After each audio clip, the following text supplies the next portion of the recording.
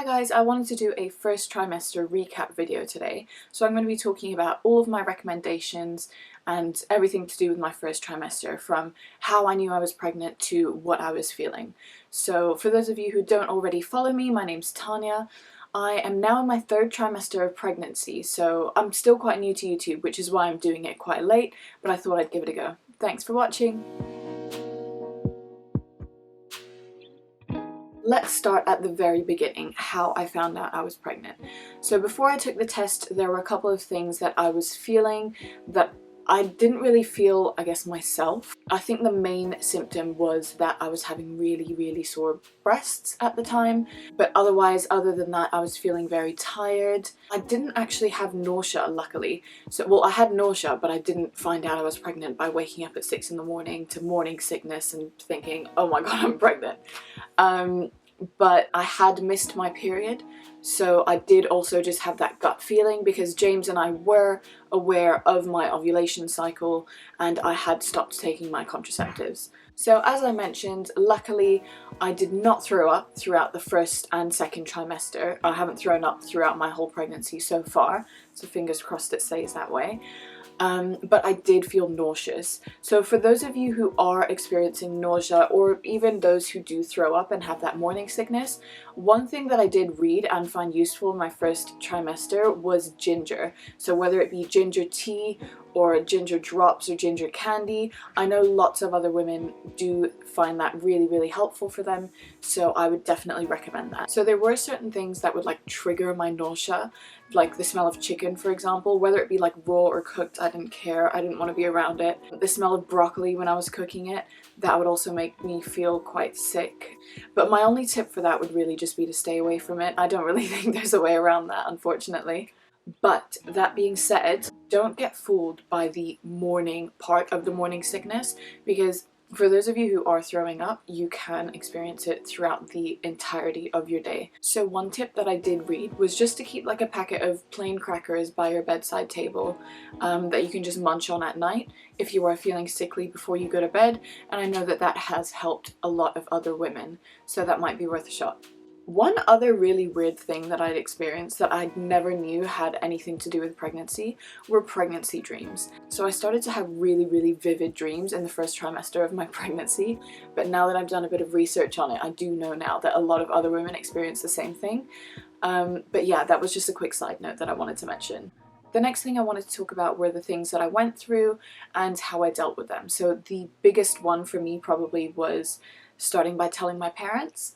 I am quite young, so I'm not going to lie, I'm going to be fully transparent with you. I was worried to tell my parents to start off with because I thought that they would be disappointed in me or something like that, but I knew that it was the right thing for me because when James and I found out that we were pregnant, I was absolutely over the moon. For me personally, I've always wanted to have kids. I've known that I've wanted to have kids since I was a little girl. At like the day I think that I met James, I told him that I wanted to start a family, and he felt the exact same way. So I'm so happy that we're in this position now, and I couldn't have asked for anything else, but I was really worried to tell my parents. So I found out that I was pregnant on my mum's birthday, actually. If you're watching this, Mum, yeah, I did find out on your birthday. But I decided to tell her, I think the day after, or sometime during that week after her birthday, and I told my dad as well. So my parents aren't together anymore, so I did have to go through it twice, but both reactions were positive. I think they were quite shocked and surprised because perhaps they weren't expecting their daughter to become a woman or a mother so soon in her life. Like I said, I felt like it was the right thing for me, and I felt like my time had come.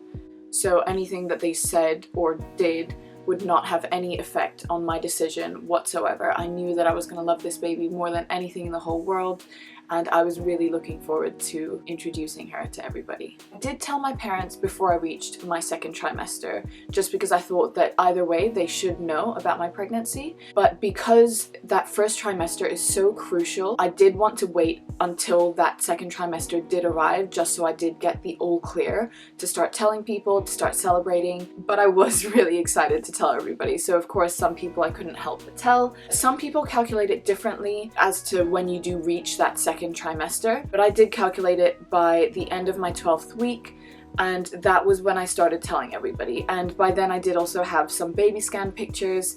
I'll include them somewhere here. As I said, I was so excited to tell everybody, and that feeling that you finally get after passing that first trimester is so exciting and relieving and wonderful that you just think, wow, okay, my pregnancy is valid now.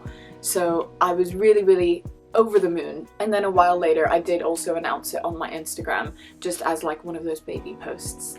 The next thing that I dealt with was that I just wanted to make sure that everything I ate or consumed or used or whatever was absolutely safe. So I would literally Google every single thing before I would use it or eat it or whatever. Obviously the main things are your diet, medication, I would say some like chemicals that you use or like oils that you use, like for example like what oils are safe to use in the bath, those sorts of things, because you don't want to get like a UTI, for example, in your first trimester of pregnancy, because that might have some like negative repercussions for the baby.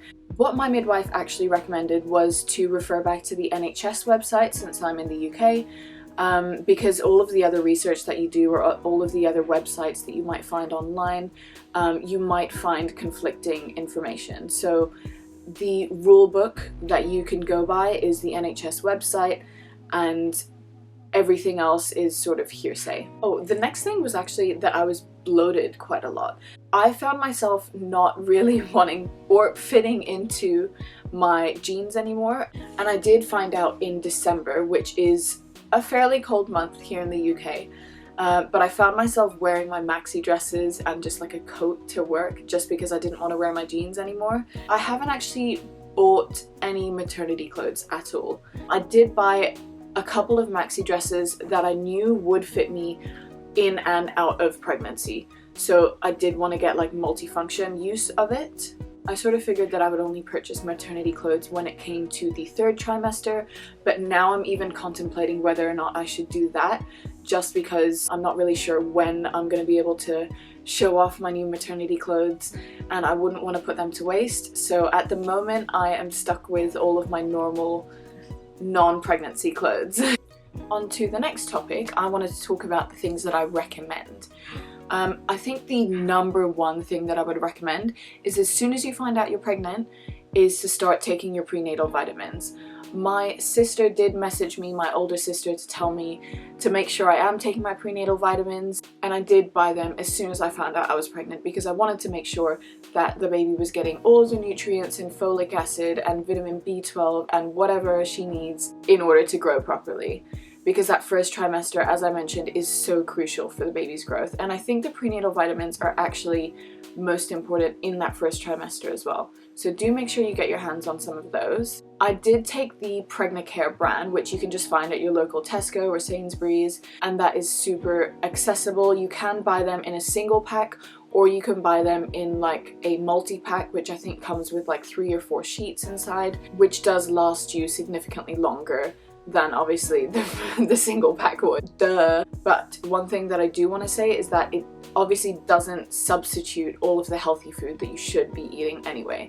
So do make sure that you are maintaining a healthy and stable diet, that you're eating plenty of fruits, plenty of veggies, lots of good meats if you do eat meat, and just like lots of protein to make sure you're feeding your baby the best that he or she can have, because essentially everything that you eat is what you're giving the baby to grow.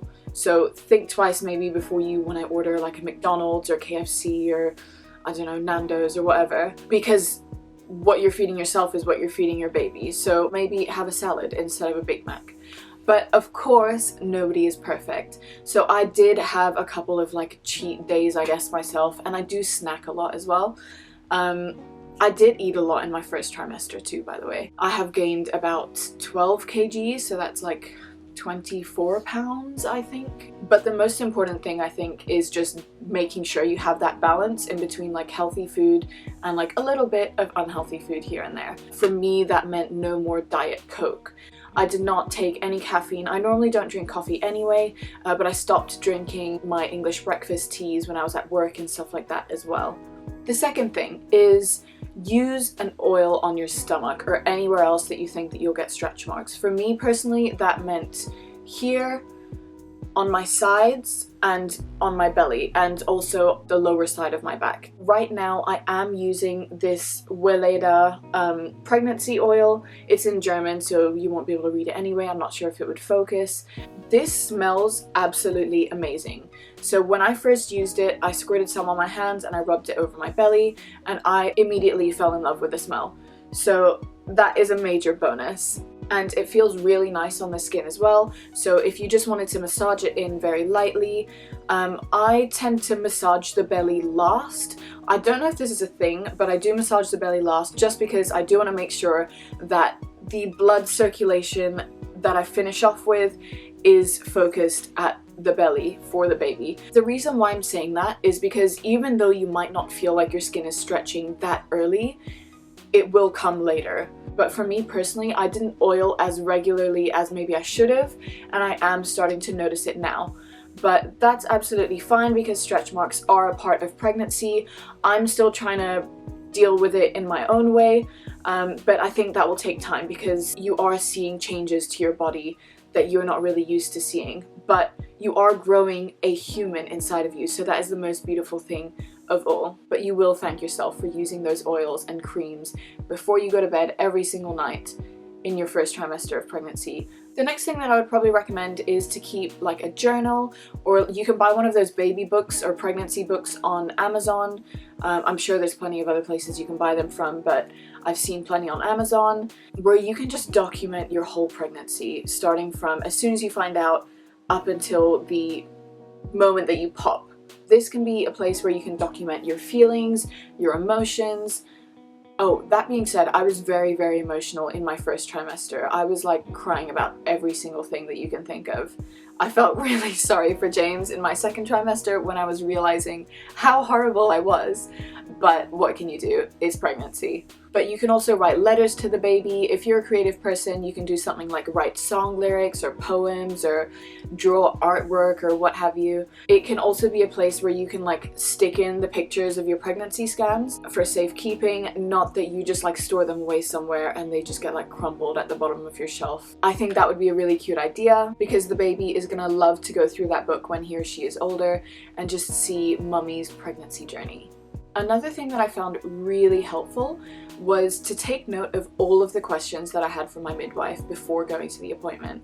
So at any point in my pregnancy, if I have a question, I will note it down either in a notebook or my phone, and all of the questions that I have, I do direct to my midwife when she now comes to visit my home, but otherwise when you go to visit her. The reason why I found that helpful is because pregnancy brain is a real thing as well. It's likely that you'll be a little nervous or you will be bombarded with information from her, that you will forget all of the questions that you had yourself. So it is good just to keep that handy because it will put your mind at ease if you are able to ask her those questions and then she can answer them for you confidently. The next thing that I wanted to talk about, I guess can fall under recommendations anyway, but they're the apps that I found useful. So the first one that I found really useful was the what to expect when you're expecting.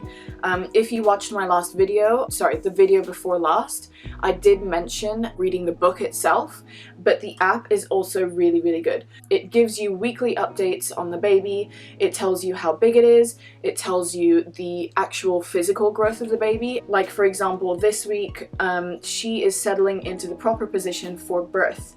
So that's quite exciting. But one other thing that I really liked about this app is the community. So you can download this app wherever you are in the world, I think. I know that a lot of apps that I was researching were only available in the US and not in the UK, but I think I know this is available in both the US and the UK, but I do believe that it is also available internationally because there is a big international group on here. So I frequently join groups or join discussions on this community-based platform, and I have found it really, really helpful just to connect with other mums or other mums to be. So there are groups for loads of different things. So I'm in an August 2020 babies group, British mummies group, Germany group, Hot Topics group, and hypnobirthing group.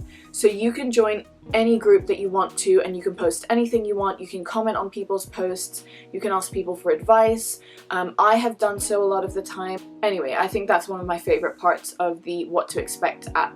But my absolute favorite app would be the Pregnancy Plus app. I did download loads when I was in my first trimester, but these are the two that I primarily use and have continued to use throughout the entire of my pregnancy. So those are the only two that I will be mentioning. But this is what the Pregnancy Plus app looks like. I'm not sure if you can see it. I really hope that you can. But when you click on that, you can see what the baby looks like. So this is what she looks like. And if you tap on her features, she will move. Like for example, now if I tap her face, she'll start smiling. Or if I tap her hand will move. And it's all dependent on the stage of pregnancy that you're at. So for example, I will show you what it would look like in like the very first trimester, and that would be when the baby is really, really tiny, about this size.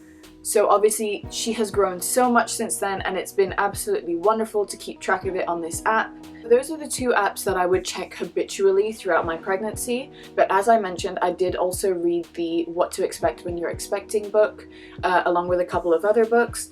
But I think that the What to Expect When You're Expecting book is really great, because there's also a section that includes information and tips for dads to be, and that's highlighted in a different color, so you can just like fold the pages for your other half. So it is just like for your partners to read, and how they will be able to support you through pregnancy. But yeah, that pretty much sums it up. If you do have any questions, I will happily share my experience with you. So if you wanted to just DM me on Instagram, or you can just pop a question in the comments below and I'll reply to that.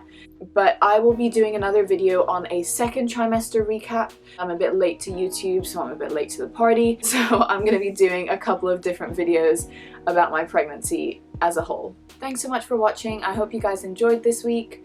I will be trying to post as frequently as possible, so if you do have any suggestions on what you might want to see next, do let me know. But otherwise, again, thanks for watching. Don't forget to subscribe if you don't already, and leave a comment down below. Thanks, bye!